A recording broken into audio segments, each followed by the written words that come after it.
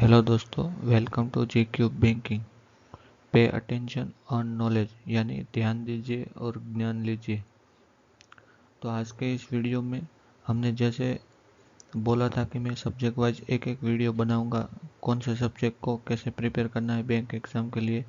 तो दोस्तों, इंग्लिश का सब्जेक्ट हम पहले भी डिस्कस कर चुके हैं और उसके बाद हमने न्यूज़पेपर को कैसे रीड करना है, वो कैसे हेल्प करेगा आपकी प्रिपरेशन में और एग्ज़ाम में कैसे हेल्प करेगा और कौन कौन से टॉपिक को इम्प्रूव करने में न्यूज़पेपर हेल्प करता है, वो हमने देखा था पिछले वीडियो में। तो इस वीडियो में हम क्वांटिटेटिव एप्टीट्यूड, न्यूमेरिकल एबिलिटी या फिर मैथ्स कह लो, उसके बारे में। तो चलिए दोस्तों, शुरू करते हैं इस वीडियो को। देखिए, मैथ्स में सबसे बड़ा रोल प्ले करता है बेसिक कैलकुलेशन। अगर आपका कैलकुलेशन अच्छा नहीं है तो चाहे आपका कंसेप्ट कितना भी क्लियर हो क्यों ना हो, लेकिन आपकी स्पीड कभी नहीं आएगी। क्योंकि एरिथमेटिक के कुछ कुछ टॉपिक ऐसे होते हैं, अगर कुछ अच्छा लेवल वाला क्वेश्चन आया तो उसको समझने में टाइम लगेगा ही लगेगा। जो टाइम लगेगा वो तो लगेगा ही। तो फिर ऐसा क्या करें कि आपको टाइम भी सेव करना है और आगे भी बढ़ना है। तो देखिए, अच्छा लेवल का क्वेश्चन होता है ना, उसमें समझने में टाइम लगता है। उसके बाद अगर आपका कैलकुलेशन वीक है तो उसमें भी टाइम लगता है। लेकिन एक अच्छा कैंडिडेट क्या करता है कि उसका कैलकुलेशन अच्छा होता है तो इजीली फटाफट कैलकुलेट करके आगे निकल जाता है। यहीं पे आप मात खाते हो, ठीक है। तो बेसिक कैलकुलेशन, देखिए, अगर आपको बेसिक कैलकुलेशन इम्प्रूव करना है तो आपको कौन कौन से टॉपिक अच्छे से आने चाहिए। रेशियो, देखिए, रेशियो के शायद डायरेक्ट क्वेश्चन ना मिले, लेकिन रेशियो का यूज़ काफ़ी काफ़ी सारे टॉपिक्स में यूज़ होता है। और परसेंटेज यानी परसेंटेज का टॉपिक भी अलग से है, लेकिन परसेंटेज में क्या है कि आपको परसेंटेज निकालना भी आना चाहिए। अगर आपको परसेंटेज निकालना नहीं आता तो फिर आप सिंप्लीफिकेशन, अप्रोक्सीमेशन में भी फंसोगे, ठीक है। और बोर्ड मास, यानी कि bracket of division, multiplication, addition and subtraction, ये सब आपको बेसिक आना चाहिए। फ्रैक्शंस भी आने चाहिए। अब देखिए, आप बोलेंगे कि फ्रैक्शन का क्या रोल है। देखो, अब 1/3 यानी 33.33% होता है। अगर आपको डायरेक्ट याद है तो आप तो फिर आपको अगर बोला गया कि 33.33% ऑफ 300 निकाले, यानी 100 होता है। क्योंकि आपको पता है 33.33% यानी 1/3 होता है, यानी कि उसको डिवाइड बाई 3 कर दो तो सीधा 100 आएगा। लेकिन अगर आपको फ्रैक्शन नहीं पता हो तो फिर आपको कैलकुलेशन लंबा करना पड़ेगा, ठीक है। फिर टेबल काफ़ी इम्पोर्टेंट रोल प्ले करता है। देखिए, एटलीस्ट ट्राई कीजिए कि 20 to 25 तक आपको टेबल आए, क्योंकि 25 तक नॉर्मल बात है, ये टेबल सब में यूज होती है। फिर स्क्वायर रूट, क्यूब रूट, ये सब काफ़ी इम्पोर्टेंट फैक्टर है, वो सब आपको आना चाहिए, ठीक है। फिर एलसीएम और एचसीएफ। देखिए, एलसीएम और एचसीएफ ऐसे टॉपिक है जो डायरेक्टली यूज नहीं होते, इनडायरेक्टली होते हैं। जैसे कि अगर आप देखें तो आजकल बैंकिंग एग्जाम में नंबर सिस्टम के काफ़ी क्वेश्चन पूछे जा रहे हैं, तो इसमें भी इसका यूज़ होता है। और दूसरा यूज़ क्या होता है कि देखिए, अगर आपको कोई टॉपिक ले ले, अगर मान लीजिए कि पाइप एंड सिस्टम है और टाइम एंड वर्क का टॉपिक है, तो उसमें आपको अगर दिया है कि ए इतने टाइम में वर्क करेगा, बी इतने टाइम में वर्क करेगा, दोनों मिलके कितने टाइम में करेंगे, तो उस केस में आपको एलसीएम लेना पड़ेगा। तो अगर आपको एलसीएम नहीं आता तो फिर आपके लिए काफ़ी दिक्कतें पैदा हो सकती है। तो इसलिए बेसिक कैलकुलेशन के टॉपिक अच्छे से करना बहुत ज़रूरी है। अब देखिए, मैथ्स की बात करें तो मैथ्स में स्कोरिंग टॉपिक क्या क्या है। देखिए, प्रीलिम का अगर देखें तो प्रीलिम में डीआई स्कोरिंग होता है। मेंस में वही चीज़ टफ हो जाती है, लेकिन प्रीलिम में डीआई स्कोरिंग होता है। क्योंकि अगर क्लरिकल और पीओप्री की बात करें तो पीओप्री में 1 से 2 सेट डीआई के ऐसे आते हैं जो इजीली डुएबल होते हैं, और क्लर्क में तो ज़्यादातर डीआई इजीली डुएबल ही आती है। और नंबर सीरीज, ये काफ़ी स्कोरिंग टॉपिक होता है, लेकिन ट्रिकी होता है। अगर आप इसकी सही से प्रैक्टिस नहीं करेंगे तो नंबर सीरीज में फंसने के चांसेस भी रहते हैं। क्वाड्रेटिक इक्वेशन, ये भी एक स्कोरिंग टॉपिक रहता है। सिंप्लीफिकेशन एंड अप्रोक्सीमेशन, ये टॉपिक को हर कोई अच्छे से कर लेता है और काफ़ी स्पीड में करता है। ठीक है, अब देखिए आपको क्या करना है मैथ्स में। ये सारे स्कोरिंग टॉपिक है ना, उसकी डेली प्रैक्टिस कैसे करनी है इसमें लिखा ही है। देखिए डीआई का डेली 2 सेट लगाने हैं प्री लेवल के और 1 सेट लगाना है मेंस लेवल का। नंबर सीरीज में डेली 15 क्वेश्चन करने हैं, 5 question missing number series, 5 question wrong number series and 5 question mains level के नंबर सीरीज जिसमें डीआई बेस आता है नंबर सीरीज, वो करना है। ठीक है, क्वाड्रेटिक इक्वेशन में क्या करना है, डेली 5 क्वेश्चन करो प्री लेवल के और 5 मेंस लेवल के। अब मेंस लेवल के कैसे क्वेश्चन हो गए, तो मेंस लेवल के क्वेश्चन डायरेक्ट नहीं हो गए, थोड़ा बहुत घुमा फिरा के पूछा होगा। रहता कंसेप्ट वही है लेकिन थोड़ा बहुत घुमा फिरा के पूछता है, तो बेसिक्स आपका क्लियर होना चाहिए। ठीक है, सिंप्लीफिकेशन एंड अप्रोक्सीमेशन, तो ये भी अच्छे लेवल के प्रिपेयर करो, क्योंकि मेंस में अगर अप्रोक्सीमेशन आएगा तो फिर थोड़ा बहुत लेवल आएगा। ठीक है, अब और क्या करना है आपको, ये सारे टॉपिक है ना जो स्कोरिंग वाले, ये डेली प्रैक्टिस करने हैं। ठीक है, अब देखिए जैसे एरिथमेटिक में काफ़ी चैप्टर है। अब देखिए boat and stream, time and work, percentage, problem on edges, time and work, speed time distance, ऐसे काफ़ी सारे टॉपिक हैं। आपको क्या करना है, वीक में 2 टॉपिक उठाने हैं। पहले एक टॉपिक उठाया, पहले दिन उसका बेसिक पढ़ा, दूसरे दिन उसके क्वेश्चन प्रैक्टिस किए, तीसरे दिन नया टॉपिक का बेसिक पढ़ा, चौथे दिन उसके बेसिक किए, पांचवें दिन और छठे दिन क्या किए, ये दोनों टॉपिक के क्विज लगाए। क्विज क्यों लगाने को कह रहा हूँ, क्योंकि अगर देखिए 2-2 दिन दोगे तो टॉपिक तो कवर हो जाएगा, लेकिन उस टॉपिक में आपको स्पीड भी तो लानी है, क्योंकि स्पीड का काफ़ी मेजर रोल रहता है बेकिंग एग्जाम में। तो स्पीड लाने के लिए आपको इस टॉपिक की क्विज देनी पड़ेगी, ताकि अगर आपके पास अच्छे लेवल के क्वेश्चन है तो आप टाइमर लगा के भी उसे सॉल्व कर सकते हो। ठीक है, ताकि आपकी स्पीड बढ़े। अब डेटा सफिशिएंसी क्या है, डेटा सफिशिएंसी एक ऐसा टॉपिक है जिसमें आपको जो भी चैप्टर का डेटा सफिशिएंसी पूछा है उसका बेसिक पता होना चाहिए। तो जैसे जैसे आप चैप्टर करते जाओ वैसे वैसे उससे रिलेटेड डेटा सफिशिएंसी के क्वेश्चन जहाँ भी मिले वो करो। अगर डेली 3 क्वेश्चन करोगे डेटा सफिशिएंसी के तो भी इनफ है। ठीक है, और नंबर सिस्टम एक काफ़ी आजकल के एग्ज़ाम में काफ़ी, देखिए अभी एसबीआई क्लर्क का एग्ज़ाम गया, उसमें 8-8, 10-10 नंबर का नंबर सिस्टम देखने को मिला है।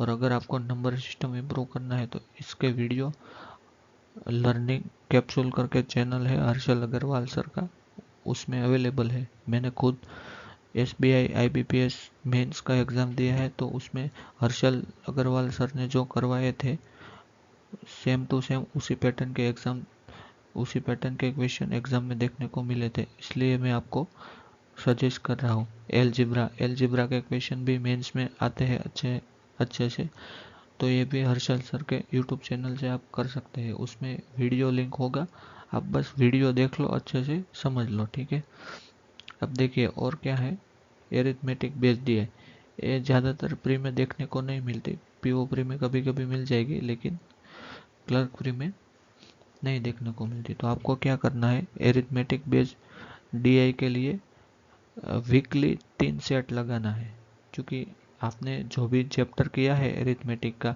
उसी चैप्टर का डीआई भी आपको प्रैक्टिस करना है हर वीक में। ठीक है, फिर क्या करना है, लर्निंग टू प्रैक्टिस रेशियो, यानी अगर आप 1 घंटा लेक्चर में दे रहे हो तो आपको 1.5 घंटा उसकी प्रैक्टिस करनी है, क्योंकि आप सीख तो चुके हो लेकिन प्रैक्टिस ज़्यादा करोगे तभी तो आपकी स्पीड और एक्यूरेसी बढ़ेगी और अंडरस्टैंडिंग बढ़ेगी टॉपिक में। ठीक है, तो जैसे जैसे इसमें बोला गया वैसे वैसे आपको करना है। आपको क्या करना है, मैंने पहले वीडियो में क्या बोला था कि आपको 6 दिन तक पढ़ना है और 7वें दिन सारे टॉपिक का, ये जो सारे टॉपिक है ना जितने भी आपने तभी तक पढ़े हैं उन सारे टॉपिक का रिवाइज करना है, ताकि आपका बेसिक अच्छा बन जाए। ठीक है, अब आपके माइंड में एक और क्वेश्चन होगा कि सर सोर्सेस क्या रहेंगे इसके। देखिए, अब हम सोर्सेस के बारे में बात करें तो सोर्सेस क्या रहेंगे।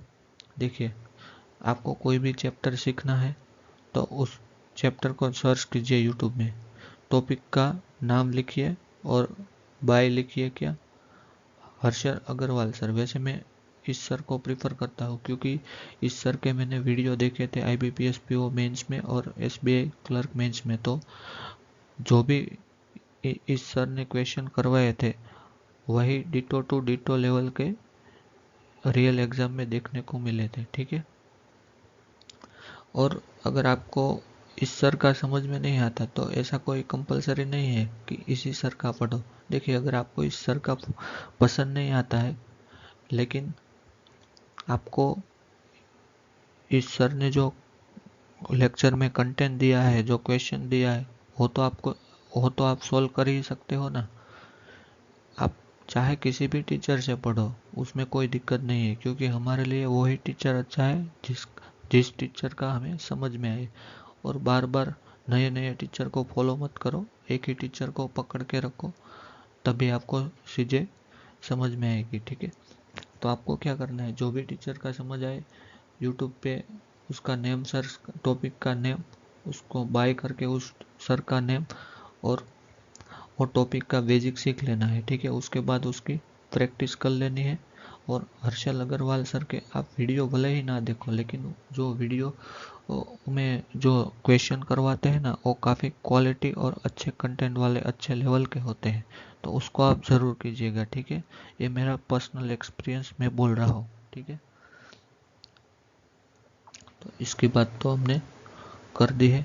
तो अब क्या करते हैं, देखिए, आपको ना mains memory based paper from his YouTube channel, यानी कि हर्षल अग्रवाल सर का यूट्यूब चैनल है, उसमें उसमें उसमें उसने फ्रीली अवेलेबल किया है जो मेंस का मेमोरी बेस्ड पेपर आता है मैथ्स का वो।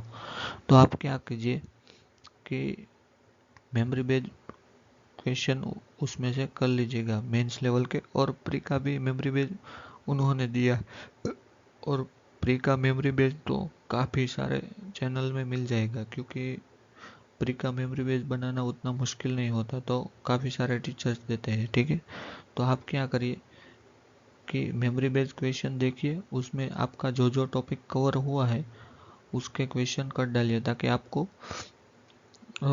आइडिया लगे कि प्रीलिम एग्ज़ाम, रियल एग्ज़ाम में कैसा लेवल आता है। ठीक है, तो क्या है,